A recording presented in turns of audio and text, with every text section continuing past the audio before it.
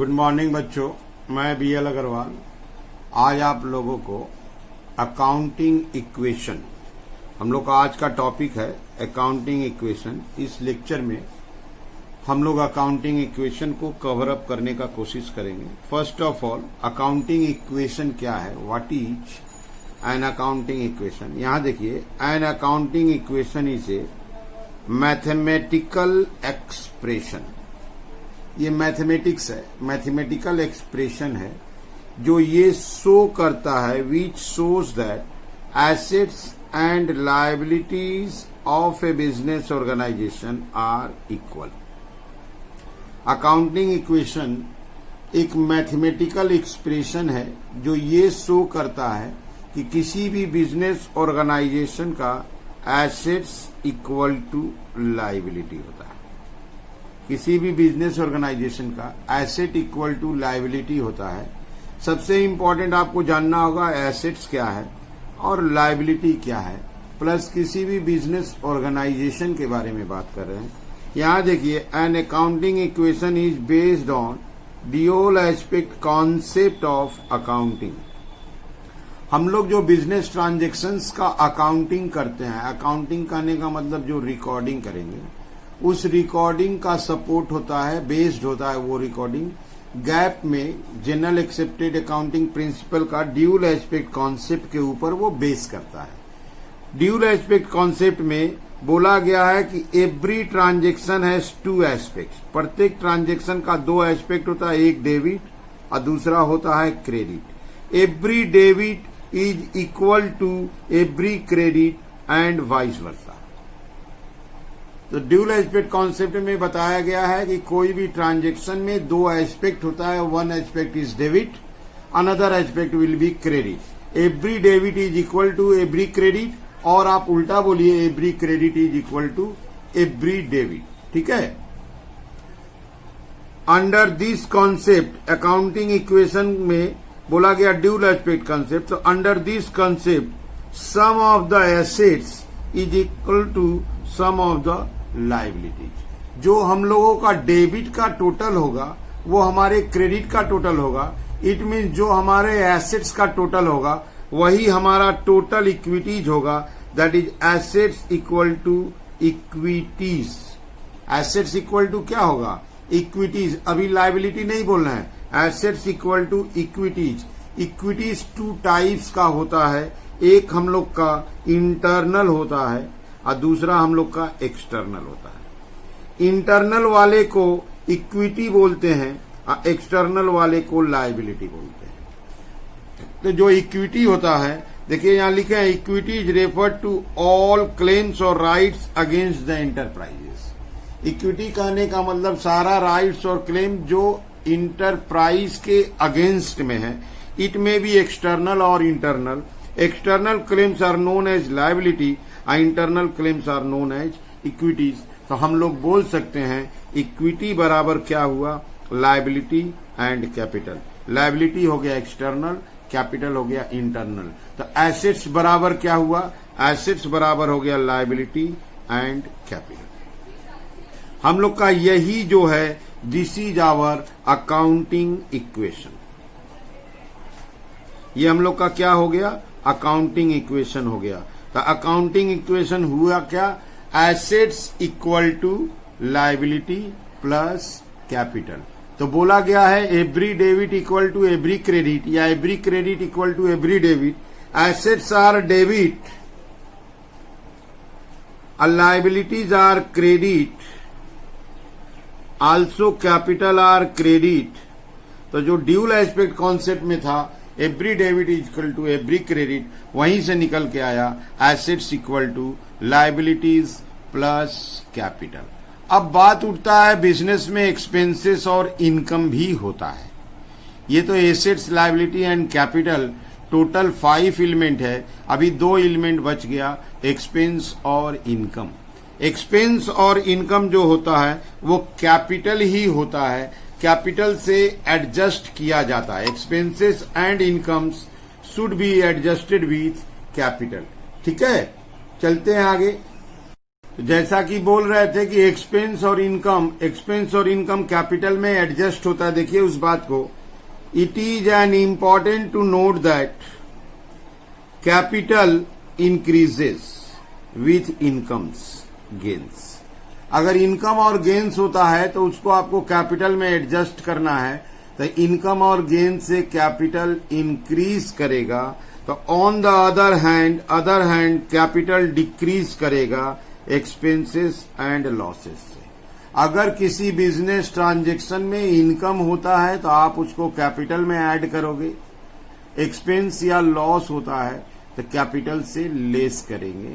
तो income and gains capital को increase करेगा, एक्सपेंस और लॉस कैपिटल को डिक्रीज करेगा। और भी एक बात है, अगर एडिशनल रिसोर्सेस इंट्रोड्यूस किया जाए, फिर से दोबारा एडिशनल कैपिटल कैश या थिंग्स इन्वेस्ट किया जाए, तो हमारा कैपिटल इंक्रीज करेगा। अब विथड्रॉ किया जाए तो कैपिटल डिक्रीज करेगा। तो ओवरऑल कैपिटल इंक्रीज करने का रीजन आया income, gains and additional resources invested.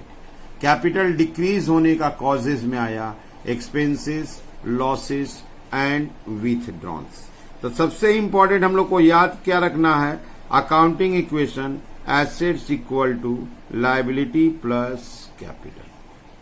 तो जब शुरू में आया accounting equation equal to asset बराबर इक्विटीज, यही दोनों हम लोग का इक्विटीज है।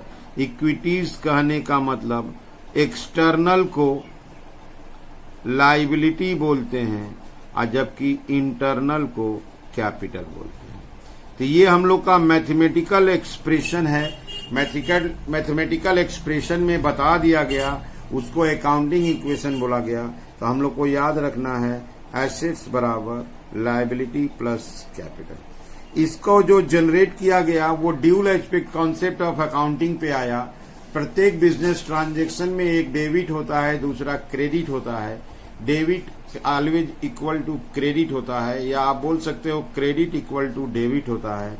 Debit represent assets, credit represents equities. Assets equal to equities, equities means liability and capital. Debit में एक्सपेंसेस लॉसेस भी होता है, क्रेडिट में इनकम और गेन्स भी होता है। तो बोला गया expenses losses income gains capital में एडजस्ट होगा। इनकम गेन्स के चलते कैपिटल इंक्रीज करेगा, एक्सपेंस लॉस के चलते कैपिटल डिक्रीज करेगा। तो ये हो गया हम लोग का टोटल अकाउंटिंग इक्वेशन। इसको हम लोग एग्जाम्पल से समझने का कोशिश करेंगे। ये आपके सामने एक एग्जाम्पल रख दिए जिसमें 6 बिजनेस ट्रांजैक्शन दिए हैं विथ अमाउंट। पहला ट्रांजैक्शन बिजनेस स्टार्टेड है, गोपाल बिजनेस स्टार्ट किया है। अगर इस बिजनेस स्टार्टेड में अगर आप खोजो तो बिजनेस स्टार्टेड में 2 चीज होता है। ए नंबर बिजनेस स्टार्ट के लिए कैश चाहिए, और बिजनेस स्टार्टेड के लिए जो पैसा आया उसको कैपिटल बोलते हैं, ठीक है। अच्छा, बी नंबर परचेज किया फर्नीचर, तो इसमें एक नाम हो गया फर्नीचर, और कैश में खरीदा तो दूसरा नाम हो गया cash. Purchase goods for cash, इसमें आ गया गुड्स खरीदा है, गुड्स को खरीदा इसलिए परचेज, और कैश में खरीदा है तो कैश। क्लियर। इसके बाद आया goods purchase on credit. Goods अगर परचेज किया जाए क्रेडिट में तो एक नाम आया परचेज, और दूसरा जिससे हम लोग गुड्स खरीदते हैं उसको क्रेडिटर्स बोलते हैं। Goods costing 12,000 sold on credit for 15,000।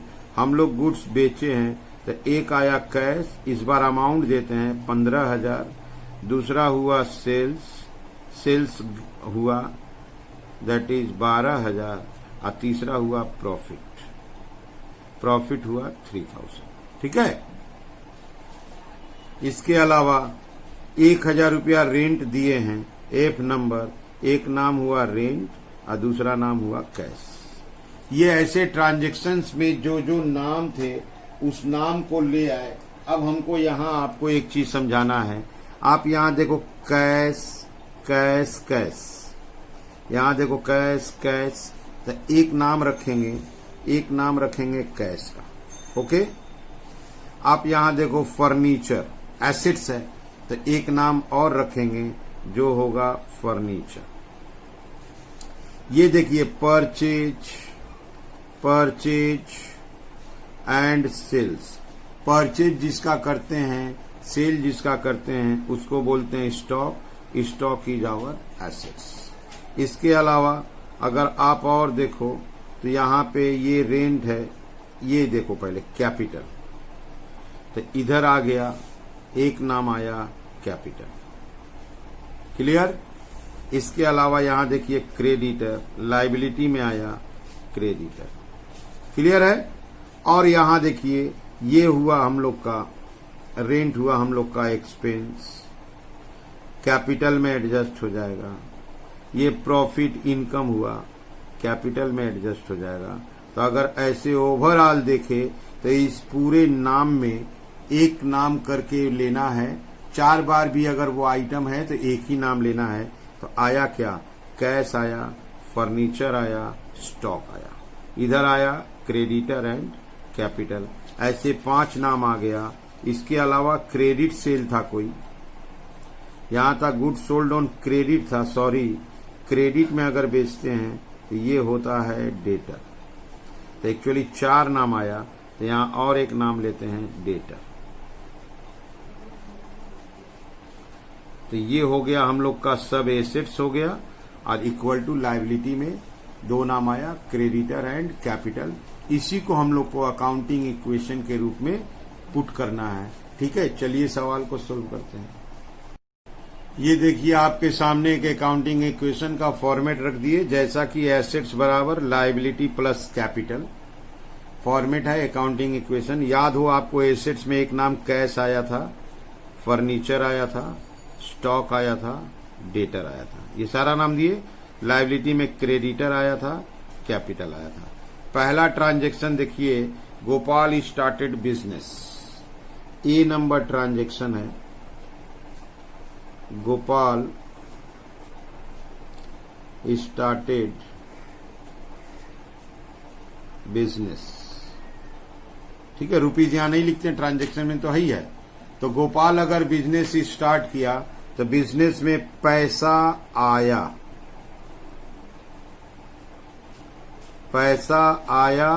और जिस नाम से आया उसको कैपिटल बोलते हैं। तो पैसा आया in the name of capital. तो ये हम लोग का इक्वेशन हुआ, ये हम लोग का अकाउंटिंग इक्वेशन हुआ। क्या हुआ, कैश 75, ये लोग कोई नहीं है, कैपिटल 75। देखिए आपस में इक्वल है, यहां देखिए इक्वल टू का साइन। ओके, अब आते हैं B number, goods purchase furniture लिखते हैं।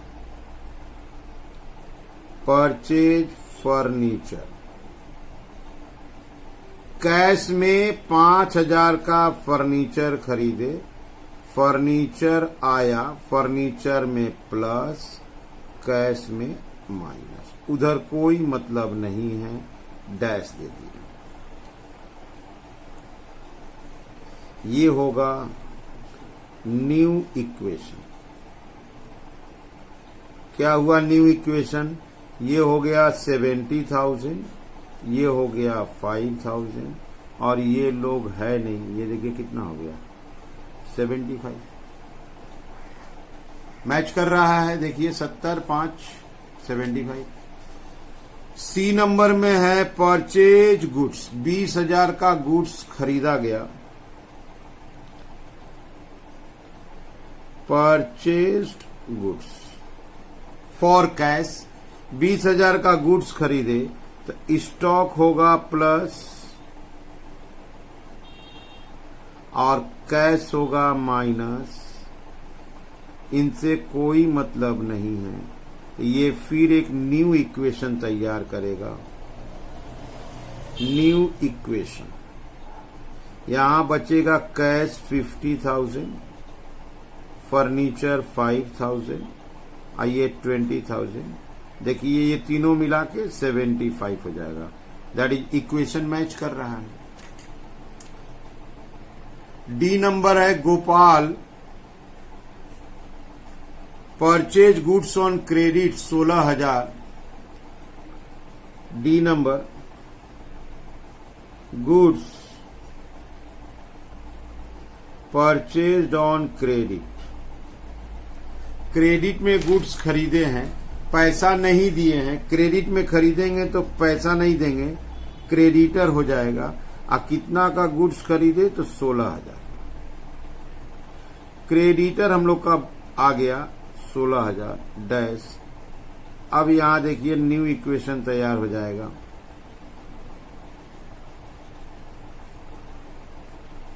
न्यू इक्वेशन में ले आते हैं कैश 50, फर्नीचर 5, ये 36 हो गया।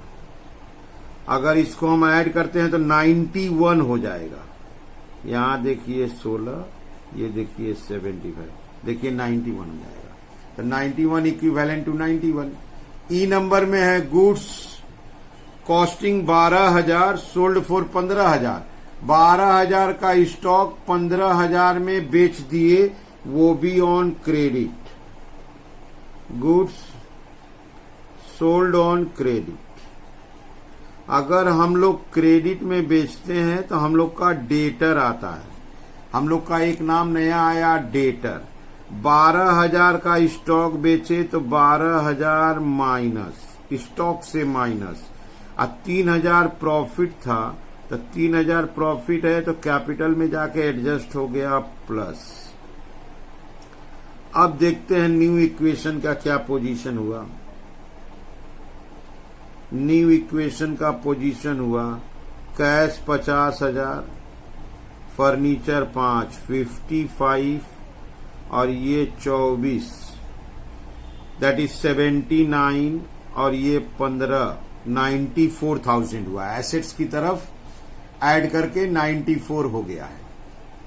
यहां देखिए ये 16,000 और ये 78,000, तो ये भी 94 हो जा रहा है।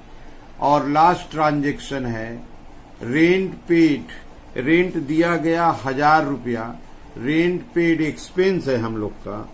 पैसा दिए हैं, रेंट पेड 1,000 रुपया दिए तो कैश से 1,000 माइनस।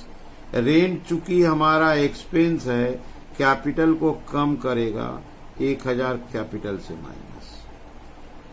क्वेश्चन खत्म हो गया। फाइनल अकाउंटिंग इक्वेशन आ गया। अकाउंटिंग इक्वेशन फाइनल हो गया। क्या पोजीशन आया यहां देखिए, कैश आया 49, फर्नीचर 5, स्टॉक 24, डेटर 15, ये हुआ 39, 44, दैट इज 93 हुआ। यहां देखिए 16,000, ये देखिए 77,000, इसको जोड़िए देखिए 93 आ जाएगा। दैट इज अकाउंटिंग इस इक्वेशन सेटिस्फाई हो रहा है। Assets equal to liability. Transaction को रीड करना होगा, उसमें जो नाम है प्लस या माइनस होगा। इनकम अगर है तो कैपिटल में प्लस, एक्सपेंस है तो कैपिटल से माइनस। ठीक है। इसके अलावा आपको बैलेंस शीट बोल सकता है। Balance sheet is a statement of assets and liability. यहां देखिए 4 एसेट्स है, एसेट्स की तरफ फिलअप हो जाएगा। 2 लायबिलिटी है, लायबिलिटी की तरफ फिलअप हो जाएगा। तो इसके बाद अगर जरूरत पड़ेगा तो वो आपको बोलेगा बैलेंस शीट बना के दिखाइए। तो अगर हम लोग चाहे तो अकाउंटिंग इक्वेशन को बैलेंस शीट में फिलअप कर सकते हैं। अगर हम लोग चाहे तो अकाउंटिंग इक्वेशन को बैलेंस शीट में फिलअप कर सकते हैं। चलिए फिलअप करके दिखाते हैं। ये देखिए, this is the format of balance sheet. इस साइड में लायबिलिटीज को लिखते हैं रुपीज, इधर एसेट्स को लिखते हैं रुपीज। फाइनल इक्वेशन जो आया था, फाइनल इक्वेशन अगर आपको याद हो तो कैपिटल आया था 77,000, क्रेडिटर आया था 16,000, टोटल होगा 93,000। एसेट्स में अगर याद हो तो 4 एसेट्स था, furniture, stock, debtor, cash, total 93 ही आना चाहिए। फर्नीचर था 5,000 का, स्टॉक था 24,000 का, स्टॉक 24, डेटर था 15 का, और कैश था लास्ट फाइनल 49।